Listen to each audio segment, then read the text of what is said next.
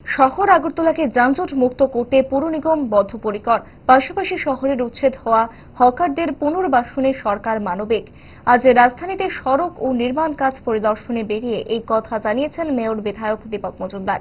রাজধানীর post office Chowmuhani থেকে নেতাজি চৌমুহনী এলাকার সড়ক নির্মীয়মান কভার ড্রেনের কাজ খতিয়ে দেখেছেন মেয়র। মাঝপথে নির্মাণ বন্ধ কেন হলো তা নিয়েও খোঁজ খবর করেন।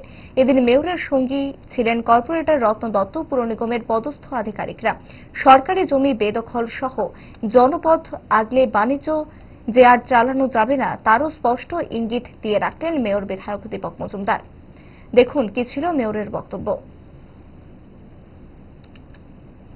যেটা নেতাজি চৌমুহনী অবধি যে পাশের দোকানগুলি প্রতিনিয়ত তারা ট্রেনের উপরে চেষ্টা করছিলেন, কিন্তু আমাদের মনে হচ্ছে যে যানজট তৈরি করা হয় এবং নিকাশি ব্যবস্থা ব্যাঘাত হয়। শহরে জলটা জমে থাকে এই জায়গাটা অনেকক্ষণ, যেহেতু ড্রেনগুলি করা যায় না, কর্তৃপক্ষের পক্ষ থেকে ড্রেন কভারিং করা কাজ শুরু হয়েছে, কিন্তু এই জায়গাটা এসে বন্ধ হয়ে গেছিল, এই দোকানগুলির করা যাচ্ছে না।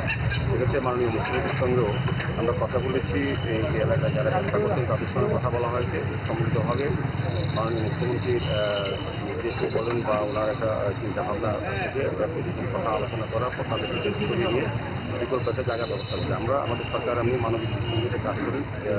যতটা সম্ভব যারা বেআইনি হয়ে থাকেন তাদেরকেও পুনর্গঠন করার চেষ্টা করা হচ্ছে, কিন্তু সার্বিক মানুষের যাতে যান চলাচল এবং মানুষের চলাচল করতে পারেন, বর্ষা জল যাতে না জমে এই ব্যবস্থা রাখতে আমাদের রাজ্য সরকারের নিগম, উপ দপ্তর, নগর দপ্তর